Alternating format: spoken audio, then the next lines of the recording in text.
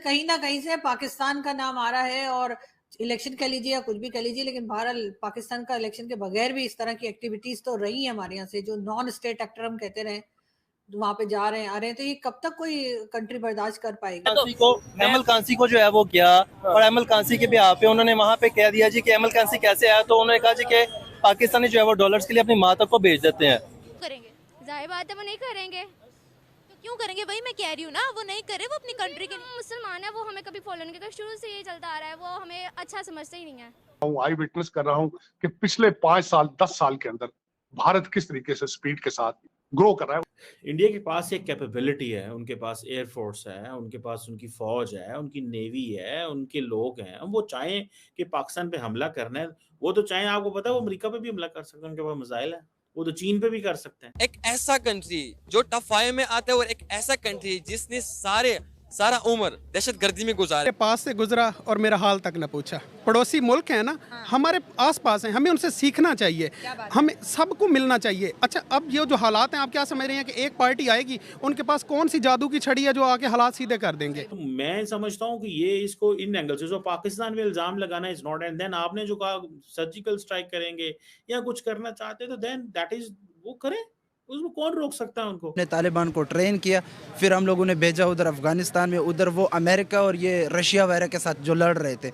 ये अगर आपने किया तो फिर आपने हवाई अड्डे इनको क्यों दिए इधर कराची में? वो भी तो नहीं ना देने चाहिए। भारत की तरक्की का सबसे बड़ा सीक्रेट, भारत का सबसे बड़ा weapon, guaranteed Indian institute of technology और इंडियन इंस्टीट्यूट ऑफ मैनेजमेंट। ये सिर्फ और सिर्फ भारत की तरक्की का सीक्रेट। अब पाकिस्तान पे डिपेंड करता है, क्या पाकिस्तान जो है वो उसको ऐसे ही जाने देगा, रिस्पॉन्ड करेगा, क्या करेगा, वो एक बात की बात है, हाइपोथेटिकल चीजें हैं। मेरा ख्याल है इट्स एक्चुअली टू पे। इसको पे करके ही मोदी साहब ने खरीदा होगा। जो उनकी माइंडसेट है या उनकी जो सोच है, चाय वाला है, ही कैन डू एनीथिंग। वही चाय वाले 5वें नंबर पे अपने इंडिया को पहुंचा दिया उन्होंने, और वही चाय वाला जब जाता है ना अरब ममालिक में, तो उनके लिए ही रेड कारपेट बिछते हैं, हम जाते हैं हमारे लिए कुछ भी नहीं बिछता। कि मैं चीमा साहब आपको भेजूंगा कि अपने देखने वालों से शेयर करें। एक साइड पे मजार है, वहां पे लोग आके, और एक साइड पे मंदिर है। लोग मजार से निकलते हैं मंदिर चले जाते हैं, मंदिर से निकलते हैं मजार पे आ जाते हैं। जो पाकिस्तान में है, तो एक टेरर फैक्ट्री जो कही जाती है पाकिस्तान को, अब हम उसे माने या ना माने, लेकिन ये सब बात करके इस वक्त जो हंगामा वहां पे चल रहा है, हमने कहा 250 मिलियन लोगों का मुस्तकबिल क्या किस तरह संवारना है चीमा साहब, ये मैं दुख देख रहा हूँ, अफसोस देख रहा हूँ।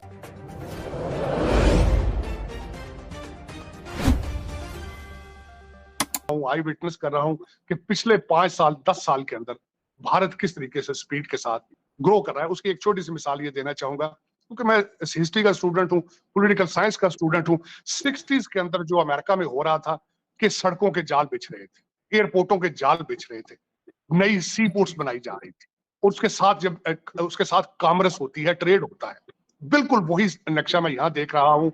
मिडिल क्लास जो है उसकी ग्रोथ, उनकी इंग्लिश और मैथ पे ग्रिप, उनकी इंफॉर्मेशन टेक्नोलॉजी पे ग्रिप, और उसके बाद proper leadership, proper team work, और उसके साथ उनका जो ग्रिप इस वक्त आज भी, बल्कि मैं एक इंस्टीट्यूशन से उठ के आ रहा हूँ, बल्कि चीमा साहब मैं वापस आ रहा हूँ यहाँ पे इंडियन इंस्टीट्यूट ऑफ मैनेजमेंट में। आज मुझे कहा गया है to come back for the lecture, which I am planning to come back to Indore for 2 lectures from the US. लेकिन भारत की तरक्की का सबसे बड़ा सीक्रेट, भारत का सबसे बड़ा weapon, guaranteed Indian institute of technology और इंडियन इंस्टीट्यूट ऑफ मैनेजमेंट। ये सिर्फ और सिर्फ भारत की तरक्की का सीक्रेट। ये 2 इंस्टीट्यूशन है जिन्होंने एक इंडस्ट्रियल फाइनेंशियल रेवोल्यूशन लेकर आ गया है, ना सिर्फ भारत के लिए बल्कि पूरी दुनिया के लिए। अब वो डायस्पोरा बन के नहीं जा रहे, टेक्नोक्रेट बन के जा रहे हैं। मैं समझता हूं, आई विश, मेरी ख्वाहिश है कि मैं पाकिस्तान में भी इसी तरह के किसी इंस्टीट्यूट की बुनियाद रख सकूं। पाकिस्तान इंस्टीट्यूट ऑफ टेक्नोलॉजी और पाकिस्तान इंस्टीट्यूट ऑफ मैनेजमेंट मेरे ये जहन में है। मैं इस मॉडल को ख्वाहिश करूंगा कि मैं ख्वाहिश भी कर रहा हूं और करने की सोच भी रहा हूं कि मैं अपनी जिंदगी में पाकिस्तान में इंफॉर्मेशन टेक्नोलॉजी बेस्ड कोई ऐसा इंस्टीट्यूशन जिसमें अमीरों के बच्चे नहीं, डिजर्विंग बच्चे जो एपेटाइट रखते हो तरक्की की और ख्वाहिश रखते हो और मैथ और इंग्लिश पे अपनी कमिटमेंट दें और to do something for them.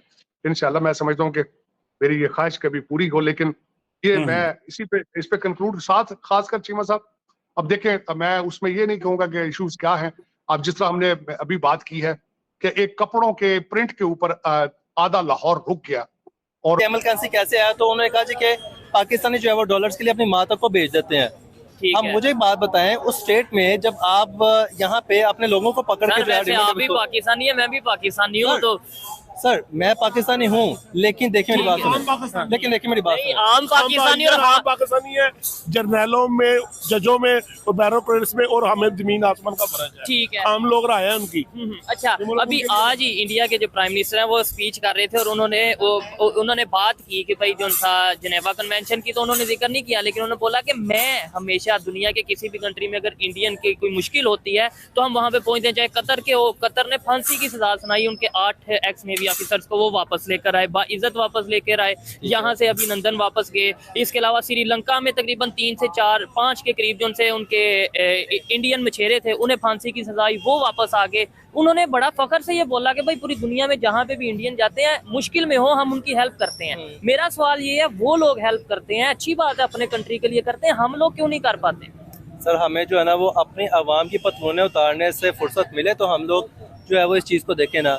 मुझे बताएं कि इमरान खान ने जो है जब एक कन्वेंशन के दौरान में और एक जो है वो मजलिस के दौरान में सऊदी अरब के जो प्रिंस हैं उनसे मुतालबा किया था, बल्कि उनसे रिक्वेस्ट की थी कि आप कैदियों को जो है वो काइंडली, वो मेरे दिल के बड़ा करीब है, वो जब यहाँ से जाते हैं और जाके जो है वो वहाँ पे मजदूरी करते हैं, उनसे कोई गलती गुस्ताही हो जाती है तो आप माफ़ करें और उनको वापस भेज दें। उनके पिछले जो है वो इस चीज़ को देख रहे हैं। देखें, हर स्टेट की जो है ना, हर स्टेट के जो एक पर्सन है, वजीर आजम है, उसकी कुछ रिस्पॉन्सिबिलिटीज होती हैं। और उसका पाकिस्तान में आज तक बेसिकली पता ही नहीं है कि वजीर आजम का काम क्या है। हम ये कहते हैं कि जिसने जो है ना वो रोड्स बना दी वो वजीर आजम है, पुल बना दिए वो वजीर आजम है। वो वजीर आजम का काम ही नहीं है, वो बल्दिया का काम है, वो बल्दिया को करने दें। वजीर आजम का जो काम है, जो लॉ एंड ऑर्डर को उसने देखना है, जो उसने वजीर खारजा जो पॉलिसी उसने बनानी है। जो खातून रेस्क्यू करके गई हैं, मैडम नकवी जो कि ASP थी, उनको मेडल दिया जा रहा है बहादुरी का। लेकिन साथ ये भी डायलॉग चल रहा है, PTI मेरे जो लौड़े लपाड़े हैं ट्विटर वाले, उन्होंने मूवमेंट शुरू कर रखी है कि मरियम नवाज एक खातून जो है वो किस तरह चीफ मिनिस्टर बन सकती, और एक खातून जिनों के जरिए पाकिस्तान चला सकती है 3.5 साल, तो इस खातून को क्या प्रॉब्लम है भाई? नहीं चीमा साहब, एक खातून 3.5 साल जिनों के जरिए उसने एक एटॉमिक पावर को चलाया है, ऐसे ही तो मरियम नवाज को क्या प्रॉब्लम? और इन बच्चों को ये नहीं पता कि इस कंट्री के अंदर मोहतरमा फातिमा जिन्ना इलेक्शन लड़ चुकी हैं। इनको ये नहीं पता बेनजीर भुट्टो प्राइम मिनिस्टर रह चुकी है। इनको ये नहीं पता जहां से पाकिस्तान की बुनियादें रखी गई थी बांग्लादेश से, जिन्होंने पाकिस्तान बनाया था, वहां पे आज फीमेल उनकी वहां पे प्राइम मिनिस्टर है, और दूसरी दफा खालिदा जिया के बाद हसीना वाजद। लेकिन आज देखें कि